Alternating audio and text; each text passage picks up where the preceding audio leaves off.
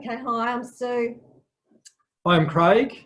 We're from Robinson Voss Partners, and we have just decided to make a little message to people. We've found a lot of our business clients have been calling us with a lot of questions regarding what to do now that some of them are shutting their doors and that there's no one on the street, no one coming into their business.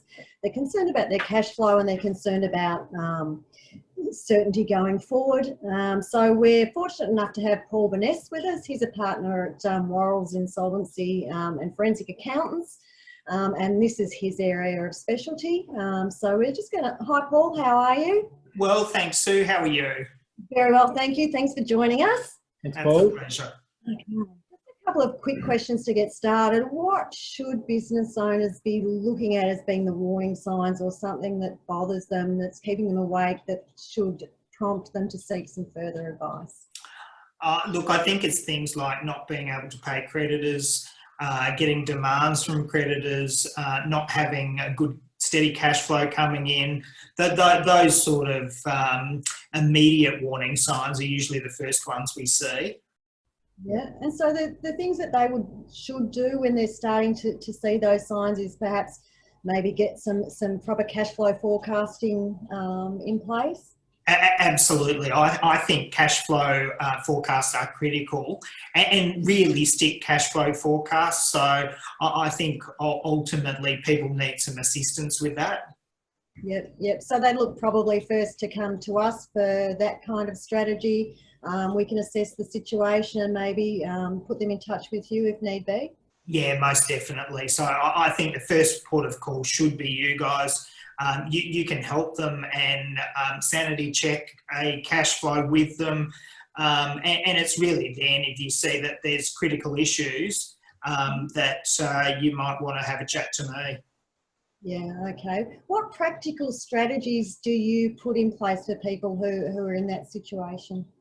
Yeah, look, I think the practical strategies are making sure you do have the good cash flow and budget and start to analyse that depending on the severity of the situation, weekly, monthly, quarterly, so that you can see what is going on and how realistic it is and whether it needs to be recut at some point.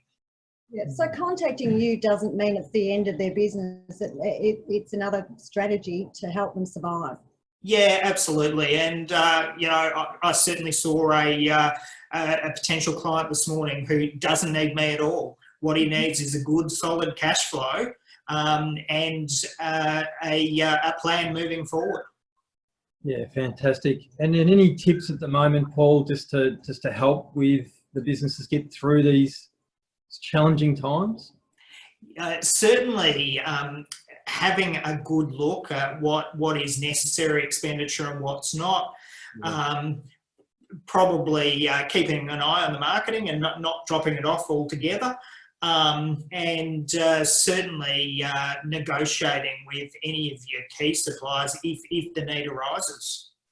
Absolutely. And we have had several clients ring regarding rental premises and some that have actually had to shut the doors on rental premises. So anything you can give there around discussions with landlords or discussions that they may want to have with their landlords? Yeah, look, I think being pretty strong with the landlords. The market's changed from where the landlords could dictate terms, which was the case many years ago.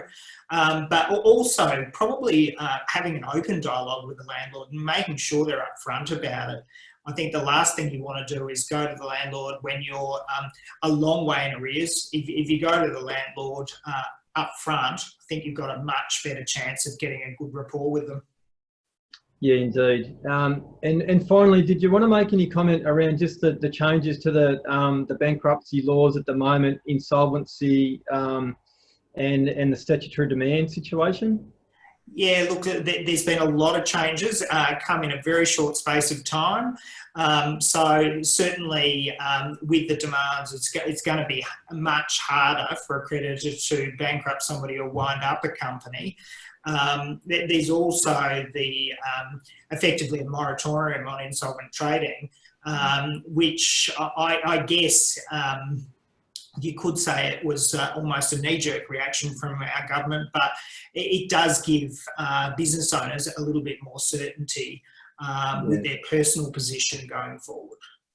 It does, but you still need to be proactive in arranging and organising and understanding all of that too, I would suggest. Absolutely, because they do need to be cognizant of their other directors' duties as well. Sure. I think that's the main message, isn't it, Paul? Just to be proactive and to keep on top of things.